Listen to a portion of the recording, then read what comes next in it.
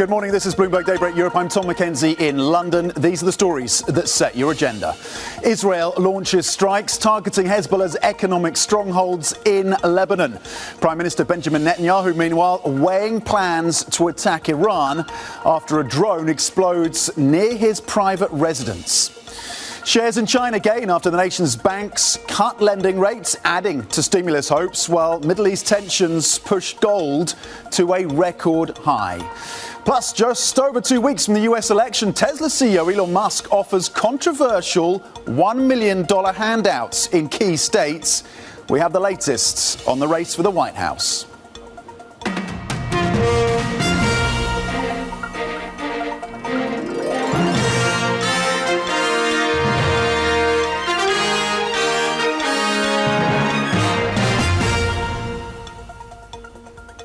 Happy Monday. We check on these markets then after 6 straight weeks of gains for US stocks. The focus, of course, still on the Middle East tensions, but as well in the mix for investors, a massive week for earnings with Tesla and Boeing in the US and the likes of SAP and Deutsche Bank here in Europe, Lloyds in the UK as well. European futures currently set for modest losses, down 0.1%, ending Friday in marginally positive territory, ending the day up 0.2%. Currently looking lower, though, on European stocks futures. FTSE 100 futures currently pointing to gains of 0.2%. S&P futures then, after that fresh record that came through on Friday, currently flat, just below that 6,000 level for the S&P, currently at 5,905. NASDAQ futures pointing to modest losses of 0.1%. Let's flip the board and look cross-asset then. The last time I checked, the US benchmark 10-year was largely unmoved and currently at 4.08. Euro dollar at 1.08, just softer by just shy of 0.1% on the single currency. Brent edging higher in the session, up 0.5%. And of course, you can tie that to the Middle East tensions. But after the drop of almost 8% last week, something of a turnaround in terms of oil, currently at 73.46. And gold, fresh records. How many times do we say that this year? Up more than 30% year to date, currently at 2,729 on the yellow metal, up 0.3% so far in the session. To those Middle East tensions now then, and Israel's military is taking aim at Hezbollah's financial arm in Lebanon. It's issued evacuation warnings to civilians as it seeks to hit the group's economic strongholds. The unit serves as Hezbollah's alternative banking system and allows the Iran-backed group to function. Joining me now is our reporter in Jerusalem, Dan Williams. Dan, good morning. What is Israel trying to achieve then with this new kind of attack on Hezbollah? Well, this would appear to be the latest in what is a rolling, intensifying Israeli campaign aimed at hitting Hezbollah hard, decapitating its leadership, degrading its military capabilities, ultimately bringing the group to back away from the Israeli border and allow Israel to return some 60,000 of its northern residents who had to flee under Hezbollah fire for the last year or so. Interestingly, over the weekend, the Israeli foreign minister used a biblical simile. He talked about this being something like the 10 plagues of Exodus, meaning hit your enemy hard until your enemy relents. And in this case, let my people go would actually be let my people go back to their homes in northern Israel. So I think Israelis will now, or the Israeli government and military will now be trying to judge the extent to which this is registered in Hezbollah's pockets, having already hit Hezbollah personnel, Hezbollah weaponry, in the hope that this might be what will finally bring the group to back down and back away. OK, and this is in relation, of course, to the proxy of Iran, as many would view it, at least Hezbollah. So the attack there continues, as you say, now on the economic and financial infrastructure. Meanwhile, of course, the conversations, the debate, the discussion happening at pace, it seems, in Israel about attacking Iran directly. Do we know if a decision has been made, Dan? We don't, and this is quite extraordinary. We've had 3 weeks of open telegraphing about what the Israelis call an imminent, significant, painful retaliation against Iran for its ballistic missile attack. And nothing's happened yet. A lot of talk. An Israeli security cabinet minister was on the radio this morning, just 4 hours after she emerged from that classified meeting. She didn't give many details. She did say some of the conversation focused on the long-stalled hostage talks. That's a reference to hostages held by Hamas in Gaza as part of its attack of October 7th last year that started this entire conflict.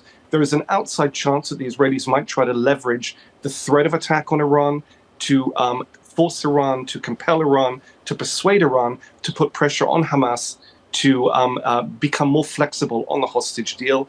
However, formally, the Israelis are saying there will be some kind of retaliation. They're not saying how or when. Another clock that probably is on their minds is the U.S. electoral clock. I imagine this U.S. administration doesn't want that to happen before the election. It could upend the election and the prospects of Kamala Harris winning it. But again, that's not being said publicly by any serving official on either side. And Dan, clearly the fighting continues in Gaza as well. And we've seen some more casualty numbers coming out over the weekend. Talk to us about how the death then of Yahya Sinwar has changed the operations of Israel on the ground. How has it affected the war in Gaza?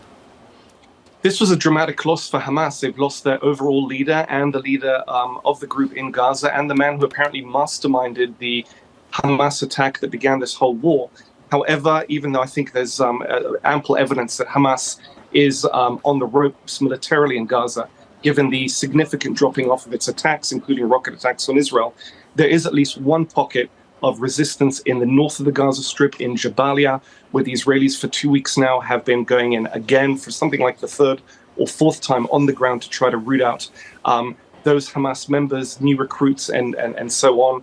A large number of Palestinian casualties, many of them civilians, according to local authorities. So Israel says it's been targeting command centers. And over the weekend, Israel lost one of its highest ranking officers of the war, a colonel leading an armored brigade in that battle. 2 of his soldiers were killed the day before. Yesterday, he was killed, apparently while dismounted. He and seven other tank crew members were hit by an IED that had been planted by Hamas. So very stiff resistance in at least one part of the Gaza Strip. At least there, Hamas is showing that it's dogged, that it means to fight on. The overall picture, I think, is that Hamas has lost militarily. The question is if it has lost the support, the grassroots support of Palestinians in the Gaza Strip and elsewhere. OK, Dan Williams, Bloomberg's reporter in Jerusalem, thank you very much on the latest out of the Middle East on what could be another, of course, pivotal week for that region. Let's cross over to Asia right now. Check on the Asian markets with Avril Hong standing by in Singapore. Avril, what are you looking at? Yeah, Tom, today we're looking at how investors are assessing the economic prospects for the US and China. The region's benchmark erasing gains from earlier on in the session. Chinese banks today did cut their loan prime rates. This is something that the PBOC governor had already outlined late last month, but at the upper end of the range with 25 basis points of cuts for the 1-year and 5-year loan prime rate. To some, this represents a quickening of the pace of easing and the onshore stock market. That is where we're seeing the outperformance today. But the key question still remains whether Chinese stocks can maintain this momentum just weeks to go ahead of the US election. As you know, Tom, the CSI 300 has pulled away from the peaks that we saw earlier this month. Now, it's not just a risk potentially for stock markets, obviously for currency traders. That's going to be something they're going to be keeping a really close watch on as well. Overall, it is a story of yuan weakness, but also when you look at some of the economies that are really sensitive to Chinese growth, Korea, Thailand, for example, those currencies could also come under pressure. One of the nuances I would highlight, though, is when you look at what options imply volatility is telling us, traders seem to think that for onshore renminbi, we could see lower volatility around the time of the US election. And this perhaps speaks to their belief that the PBOC will help to limit fluctuations in the Chinese currency. That's what I'm looking at today, Tom. OK, great market update there coming through from Avril Hong. Join us out of Singapore. Avril, thank you very much indeed. Now to the macro. And finance ministers and central bank chiefs from around the world are gathering in Washington today for the start of the IMF World Bank meetings. Analysis by the IMF has found global public debt is set to reach $100 trillion by the end of this year. $100 trillion. Global equities, though, continuing on a tear. For more, let's bring in Bloomberg's Valerie Teitel. Valerie, what is the warning then on the global debt pile, and does it prime the bond vigilantes? Look, it hasn't yet primed the bond vigilantes. Maybe the equity market is still cheering all of this government spending. But the IMF in that paper last week said that global debt to GDP could reach 93% by year end. What a number for you, Tom. But the S&P 500 isn't deterred. It is on for 6 straight weeks of gains. That is the longest run of gains for the S&P this year. Another thing on the move, Tom, I want to mention is gold.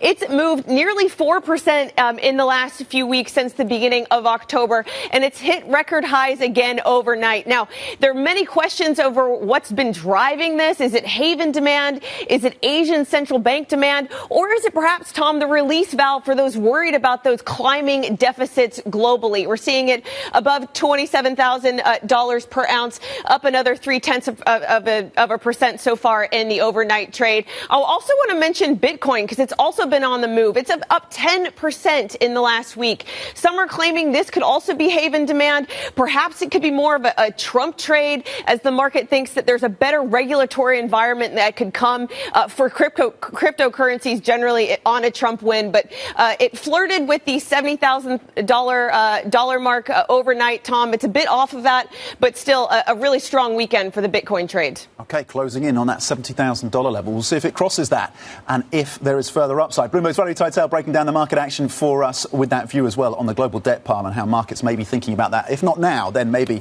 into the future. Now, tomorrow we have an exclusive interview with the ECB President Christine Lagarde. Do not miss that conversation, 3 p.m. UK time. Here's what else to be thinking about this week then. Yes, as we've mentioned today, the IMF World Bank meetings kick off. On Tuesday then, it's the BRICS summit as well. So a touch on emerging markets at a time when investors are starting to question how far the Federal Reserve will go in cutting rates. We'll see what the read across then is to the economies of the BRICS: Brazil, Russia, India, China, of course, and South Africa. On Wednesday, European earnings season really kicks off into gear. We're going to have a number of banks reporting out of Europe. We've got Lloyds Banking Group here in the UK, Deutsche Bank as well, out of Germany, as well as some of the industrials, and Carrefour over in France. You can get a roundup, of course, of the stories you need to know to get your day going in today's edition of Daybreak. More subscribers can go to DAYB Go on the terminal. Top stories, of course, today are focused on what we're seeing in terms of the upside for the yellow metal, the Middle East tensions as well, and how that's being interpreted by the markets. US election as well continues to be in focus. Coming up, talking of which, we are just 15 days to go. We're going to bring you the latest on the race for the White House as Elon Musk makes a surprising intervention. His largesse will be in focus in the next couple of minutes. We bring you the details next. This is Bloomberg.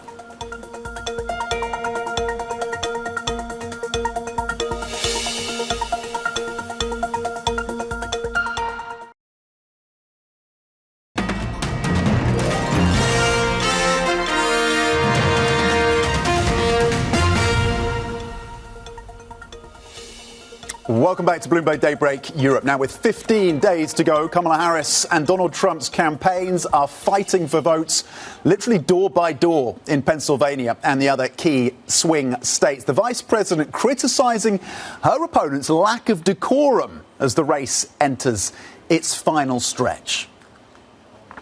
There's this backward notion that somehow the measure of the strength of a leader is based on who you beat down, instead of what we know, which is that the real measure of the strength of a leader is based on who you lift up.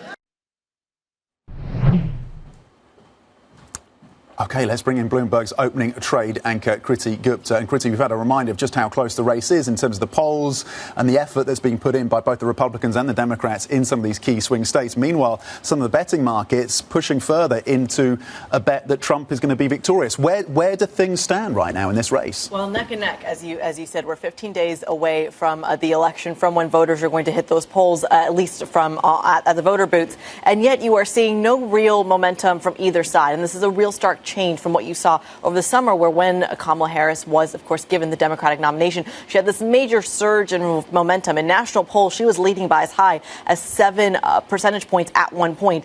That has all been pared back. You can see that initial social media momentum has kind of paired its own bets in that way. And President Trump has, or the former President Trump and now Republican candidate, has now kind of made that ground. That being said, as you said, it only comes down to some of those swing states, which is why Pennsylvania is so crucial. You look at the political strategists, they'll say popular vote doesn't matter. It comes down to what happens in Pennsylvania at the end of the day, or even things like union votes or catering to demographics that previously haven't made historical elections. The female vote, for example, this is one where there is no historical precedent to really show where we should be looking at. Right now, the polls, again, neck and neck. But in these last days, they tend to move so widely each day, it's very hard to tell. And I wonder to what extent Elon Musk may be able to move the dial, move the needle for Trump. I mean, this is pretty remarkable. The stories around cash handouts.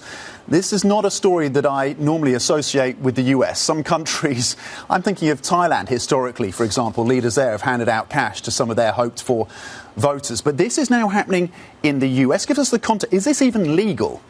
At the moment, it's legal because it's being done through a super PAC. And basically, the idea is for the international audience's context, $1 million for a swing vote that's registered every day going into the election if that voter in a swing state has signed onto a petition that one calls for the right to bear free speech, which of course we know Elon Musk has been very vocal about around X as the platform, but also the right to bear arms. So this is very much the right-leaning agenda. And if they do sign on to this, they are basically in a lottery system for winning $1 million. That is, again, 15 days till the election, so about $15 million on the docket.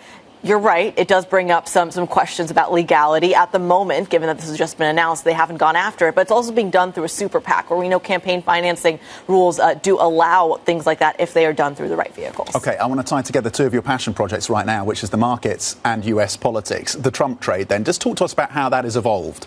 Well, so it's most clear in the betting odds. That's where you're going to see most of the action. I think on the Wall Street Journal talking about one player putting $30 million into the pool for Donald Trump. So that's one way to look at it. That being said, the players in the betting odds, to put my market cap on, it's not a very liquid market, so be careful with that one. Where showing up in the regular markets is simply this idea that it is largely seen as an inflation trade in the long run. But the reason that's been pared back, as opposed to in previous iterations of a Donald Trump kind of risk in these markets, is simply because a lot of the measures that would be inflationary requires congressional approval at the end of the day, tariffs being the exception. But again, what he says on the campaign trail and what he says in person is very different. You're actually seeing it more in the Kamala Harris trade when it comes to keeping things status quo. Certain industries like pharma, for example, pricing that in. OK, which is a reminder that the makeup of Congress will be equally or at least significantly important as well, whoever wins at the White House. Kriti Gupta, thank you very much indeed. The latest as we count down 15 days to go until that crucial vote in the US. Later, we're going to bring you what to expect from third quarter earnings. A massive week on the earnings front. We're going to look ahead to the major European banks that will be reporting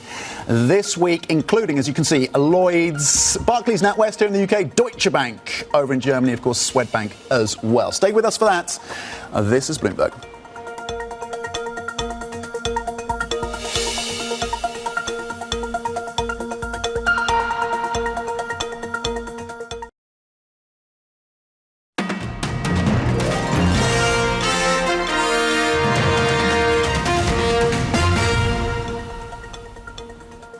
Welcome back to Bloomberg Daybreak Europe. Now, Taiwan's premier says the island's government is open to the latest nuclear technology to meet surging power demand from chip makers. Zhuorong Tai also told us how Taiwan aims to diversify its economy beyond just its lucrative high-tech sector. Taiwan's economic resiliency comes from the partnership we have with friendly countries. Domestically, we have a strong, vertically integrated supply chain. This is why we believe Taiwan can play a crucial role in the democratic supply chain. We are heavily reliant on high-tech industries, especially in the rapidly developing semiconductor sector. However, for Taiwan's economy to achieve comprehensive growth, we cannot rely solely on high-tech industries. That's why we proposed a dual-axis transformation for small and medium-sized enterprises.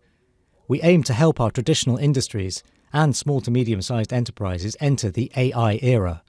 We will use government resources to assist them in adopting AI applications and integrating with this industry, allowing Taiwan's economy to grow comprehensively.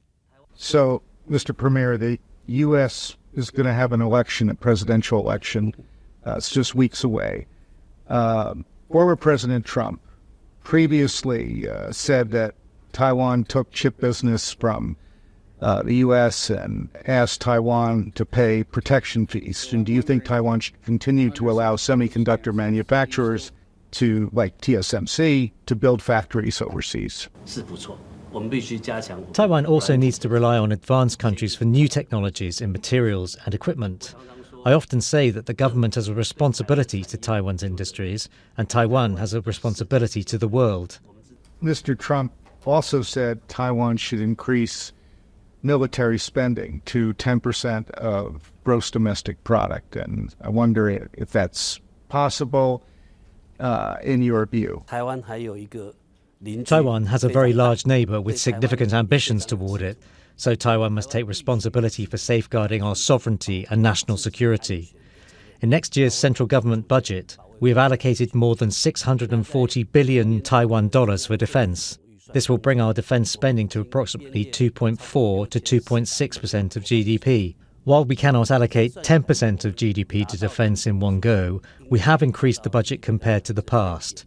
We also hope that through Taiwan's efforts, the world will recognise Taiwan's determination and provide greater support. What we're maintaining is not only Taiwan's security, but also the peace and stability of the entire Indo-Pacific region.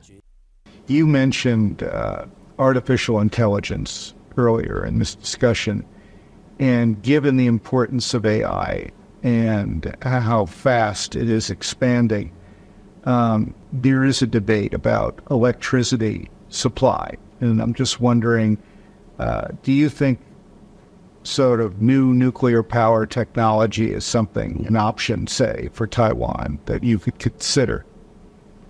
We know that many other countries are actively developing various forms of nuclear energy. Currently, we expect that Taiwan will have no issues with power supply for industries before 2030. Our nuclear power plants are being decommissioned and operations are stopping. This is because we need to prepare for future nuclear technology developments and to respond to any potential legal changes in Taiwan. When we take the next step forward and reconsider the existing nuclear power plants, we will need sufficient manpower. So even though our plants are being decommissioned, the personnel must not be dispersed. They must remain to address new technologies or solve current issues. OK, Taiwanese Premier Zhou Rongtai speaking with Bloomberg's Editor-in-Chief Emeritus Matt Winkler. Tomorrow, we're going to have a conversation with the ASML CEO as part of the Bloomberg Tech Conference. That, of course, after their shock cut to their outlook on dwindling demand for some of their lithography machines and concern about the slowing semis space. So definitely tune in for that exclusive interview. That is tomorrow at 9 a.m. UK time. Now, some other stories making news today. UK tax authorities are taking a tougher approach to clawing back debts from collapsing businesses. Insolvency specialists say it's part of a government bid to squeeze an extra £5 billion in revenue. Corporate rescues are becoming more difficult with the increased use of debt collectors. This ahead of the Labour government's budget next week as it looks to stabilise the public finances. And Bloomberg understands that CD&R is said to be near a deal to take control of Sanofi's consumer health unit. Sources say CD&R has agreed pledges with the French government on local jobs, investments and production linked to the consumer health unit Openness. Sanofi and the US buyout firm are set to announce exclusivity on the deal as early as today. Coming up, striking Boeing workers are to vote on a pay deal as the struggling plane maker releases results. We bring you the latest on that negotiation. That's coming up. This is Bloomberg.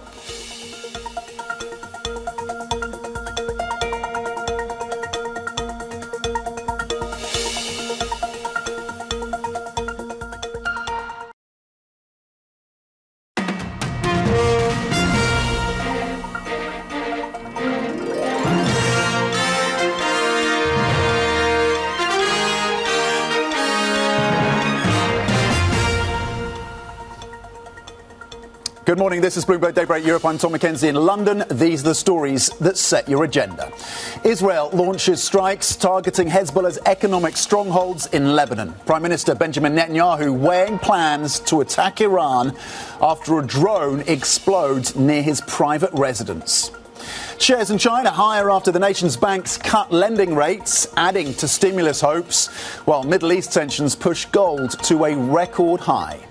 Plus, just over 2 weeks from the US election, Tesla CEO Elon Musk offers controversial $1 million handouts in key states.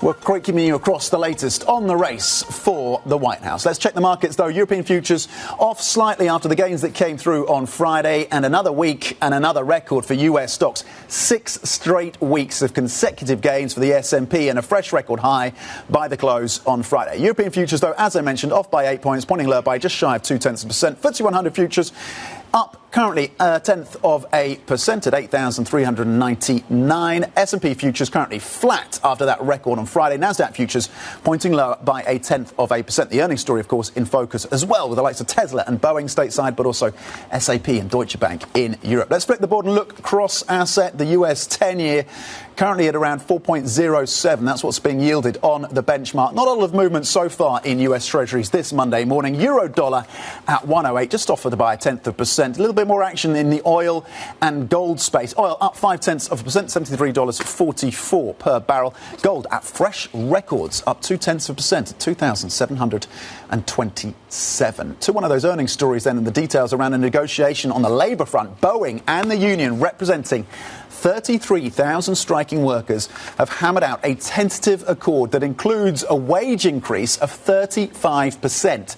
That's over 4 years.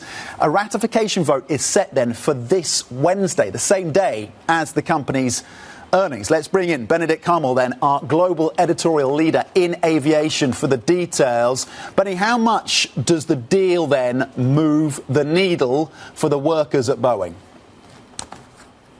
Good morning. So on paper, it moves it by 5 percentage points. We had come from a second offer that was 30%. We're now at 35%. The original offer was 25%. That was done in mid-September and was really overwhelmingly voted down by workers. And we've been in this strike situation ever since. We've got a full 5 weeks of solid strike happening at the Seattle hub, really production ground to a halt there. And there's pressure on both sides to get a deal done. Boeing obviously bleeding cash, not producing anything. Workers also probably somewhat weary of the strike, now entering its 6th week. So we are now in with this 35% scenario. As you said, we will get the vote on Wednesday. It's not assured that it'll make it through, given where we're coming from, but there is hope. OK, there is at least hope now. How did this deal come about then, Benny? So there was actually sort of an encouraging nudge from the White House. The White House, until now, had really stayed out of it, at least as far as we could tell. But over the last couple of days, the Labour Secretary travelled to Seattle. She sat down with both sides. There was a lot of sort of shuttle diplomacy going on. And then over the weekend, when this deal emerged, there was a statement from the White House that also referenced President Joe Biden, saying he believes in collective bargaining agreements. He didn't go all out and say, get this deal done and, get it over with. It's a fraught political situation. You don't want to come too hard down on either side to sort of look as if you're showing some favoritism. But at the same time, the White House did watch this very closely and sort of helped broker this deal. And that probably adds a layer of pressure to really get it done. It won't get any better at this point. It's pretty close to where the workers would like it to be. The number they referenced was always sort of 40%. So with 35 and a couple of other tweaks under the hood, it's actually not looking that bad. Yeah, and a bonus, I believe, if they do accept the deal. So bringing all those factors together then, Benny, and you mentioned the fact that some of the workers who are striking may be feeling a little weary at this point. How do we think about the chances of success as we build up to this vote on Wednesday? So Wednesday will be a very interesting day for everyone watching Boeing. First, we'll get the numbers, the earnings. We already had a couple of the numbers out, so that part doesn't have too much element of surprise in it. But the vote will come much later on the same day. So in some ways, the new CEO, Kelly Ortberg, who will sort of be presenting the earnings with one hand tied behind his back, because the big question will be, does this free me? Does the end of the strike free me to really move forward? And to your question, Do we know whether it'll happen? Whether workers will finally fall in line? Very, very hard to say. As I said, we've been here before. The union had thrown its weight behind the initial offer, and both sides at the time said, we like this deal, and then workers moved the other way. Now, 6 weeks on, whether everyone is tired and wants to sort of turn the page, that might add to it, plus the White House pressure. So if I were a betting man, I would say maybe we're looking slightly better this time now, and that late on Wednesday, there will be a deal.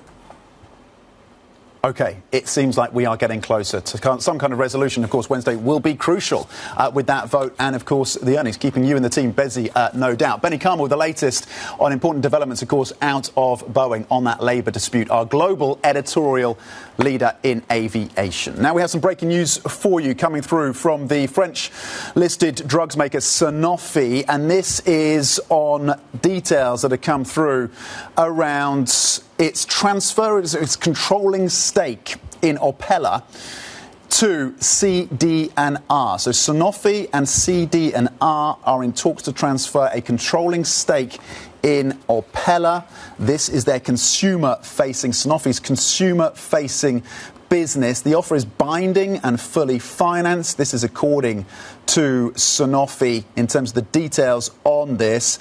They see a closing transaction in the second quarter of 2025, and the valuation of Opella is based on an enterprise value of around 116 billion euros, it seems. They're also, by the way, Sanofi, upgrading their business EPS guidance for 2024. But the details around Sanofi, CD&R, private equity firm, entering talks to transfer a 50% stake in Opella, which is the consumer-facing part of the Sanofi business. So that is a stock to watch for you this morning. Meanwhile, another line crossing, this time from DNB Bank, set to buy Carnegie Holding for about 12 billion Swedish krona. See if you can find a little bit more detail on this. DNB Bank buys Carnegie in cash from Altor and the minority shareholders. The transaction is subject to approvals from authorities in the jurisdictions to which this is applicable. It's expected to close in the first half of 2025. So that's a 12 billion Swedish krona deal. DNB Bank to buy Carnegie Holdings. That deal expected to close in the first half of next year. Now, big European banks are due to report earnings this week, talking of the banking space, alongside some of the top names in the luxury sector. Let's get more on the earnings front. Bring in Bloomberg's Chloe Melly, who's been looking at all of this for us with a preview. Let's start with the Nordic banks then, and the banks in the UK. What are the expectations, Chloe? Good morning. Good morning.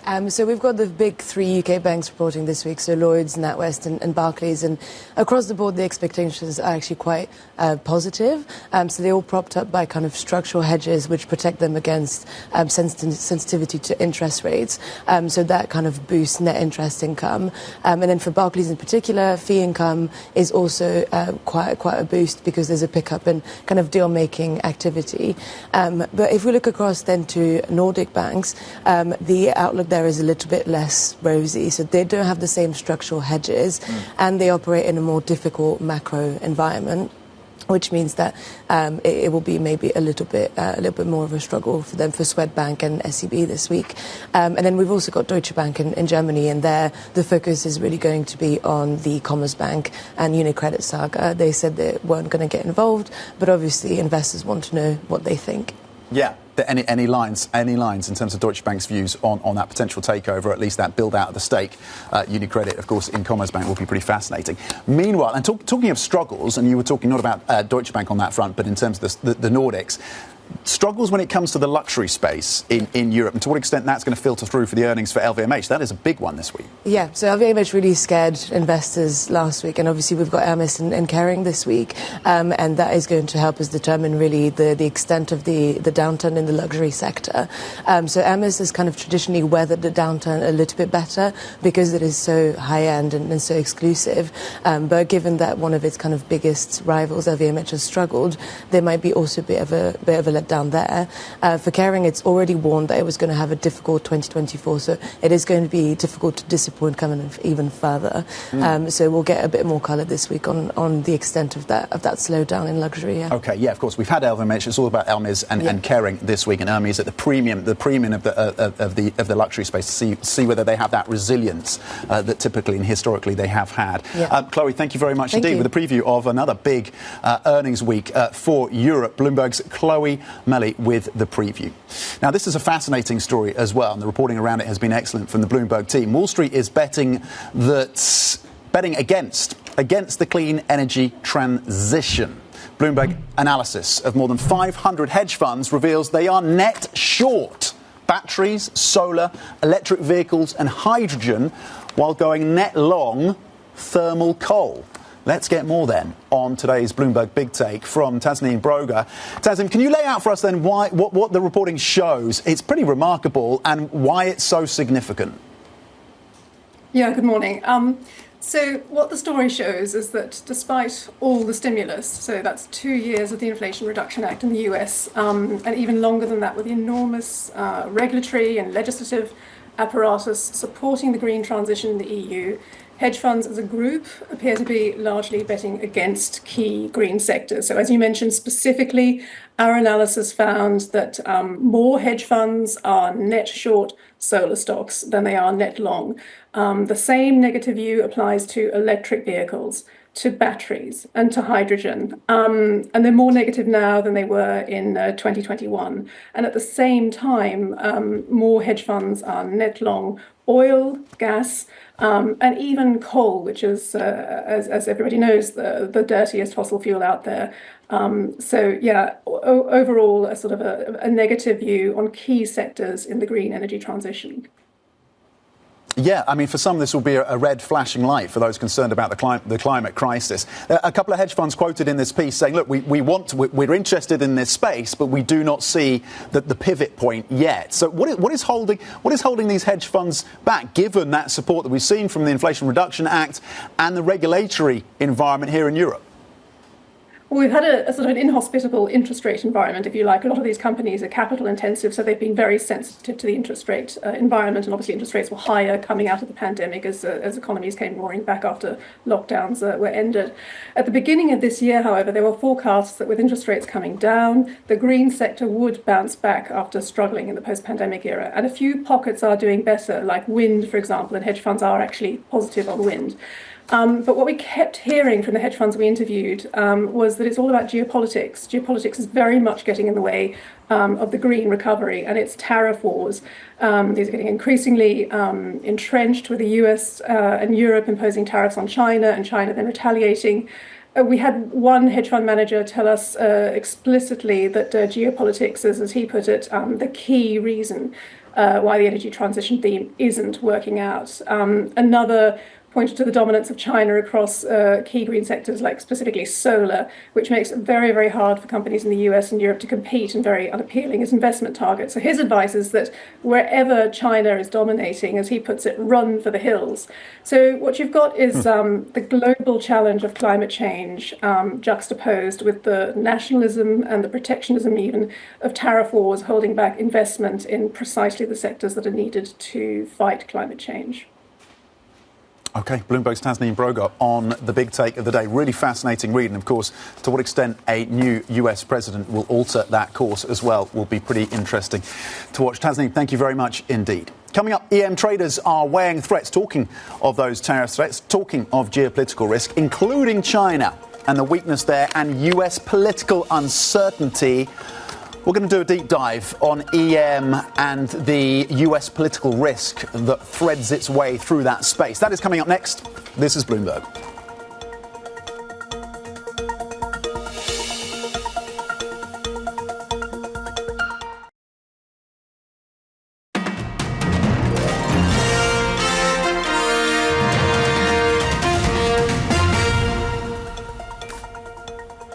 Welcome back to Bloomberg Daybreak Europe. Now, since the Fed kicked off its long-awaited loosening cycle, emerging market assets have traded as if US rates are set to remain high. So are EM stocks potentially heading for another bout of underperformance? For more on this, very pleased to say we can bring in Louis Costa, head of EM strategy at Citi. Louis, thanks for coming in bright and early. So we had the jumbo cut from the Fed. On the top line, that would seem positive for EM, but then we have concerns that maybe China's not doing enough on the stimulus front. At least that would be the interpretation from some. Others would contend otherwise.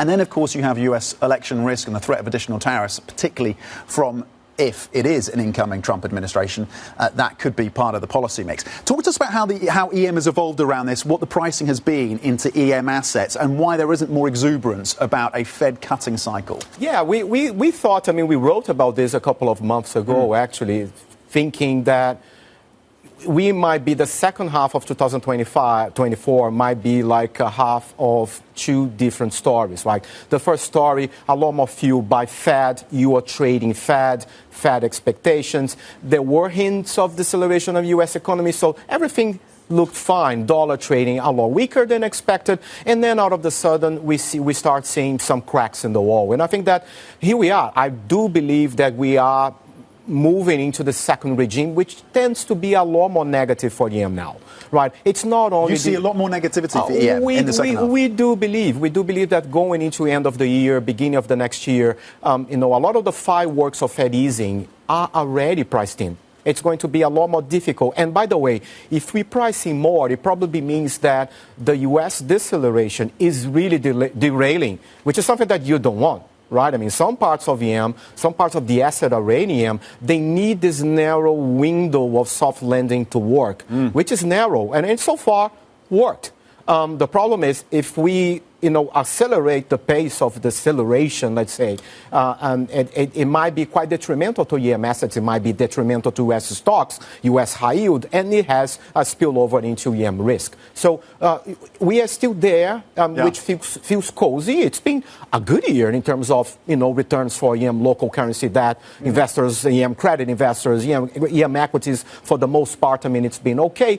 But we do believe that this exuberance that you mentioned might not repeat itself in the coming less cozy in the coming quarters. And if you do get a cut or additional cuts from the Fed, still many priced in, of course, but fewer than expected, a lot priced in as we push out in 2025. Not necessarily a cause for celebration for EM because it could suggest further weakness in the US economy. Talk to us about the politics then. How much is priced in? We're talking about the markets increasingly pricing in a Trump victory.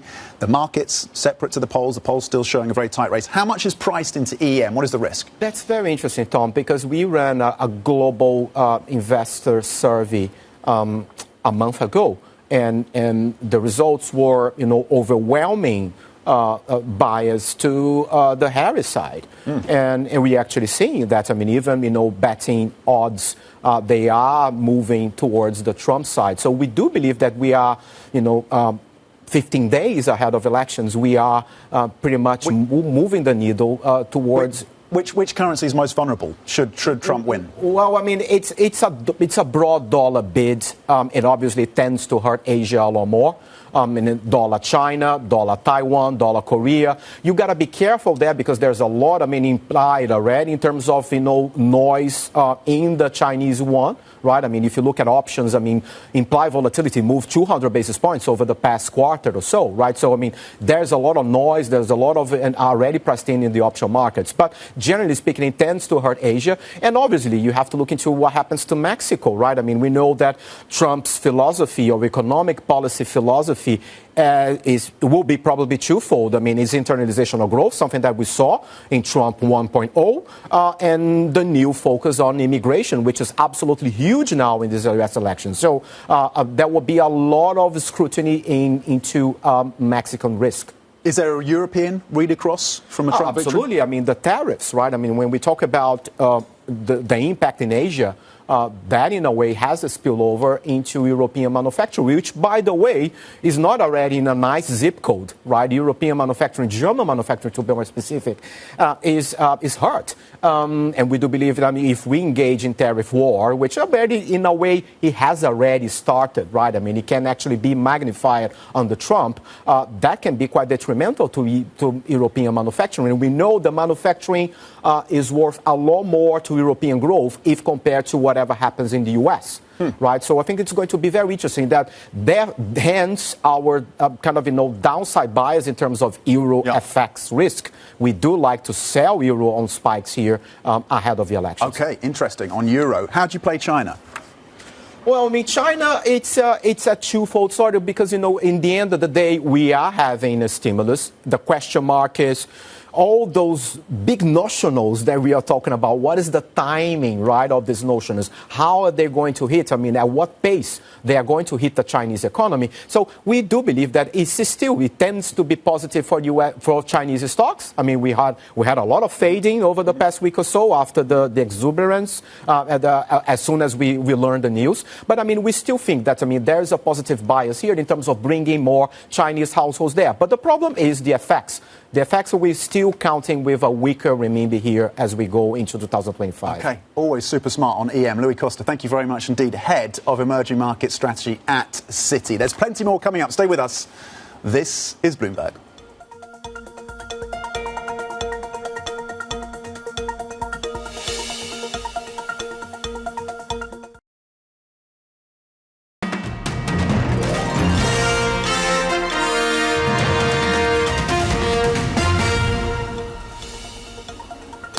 Welcome back. Happy Monday. As we've been discussing, a big week on the earnings front. Key out of the US will be Tesla, and a reminder of just how richly valued this stock still is, despite all the concerns about the slowdown in terms of EV sales. On a forward 12-month price-to-earnings ratio, it towers above the rest within Mag 7. You look at the white line, which is Tesla in terms of that forward PE view, versus the likes of Microsoft and Amazon, well above that. Is it justified? So no doubt Musk will be scrutinized, particularly in terms of the cybercap, the performance and the production targets around that model, and in terms of some of the regulatory concerns as well. What about margins and price pressures given the slowdown in terms of EV demand? So that will be a key stock to watch this week on the earnings front. Let's flip the board and have a look at the Trump trade, because you can see this crocodile mouth shaped space now opening up in terms of the Trump trade. Yes, the markets, at least some, are betting that Trump will prove victorious come November the 5th versus Harris, of course, and expectations have dipped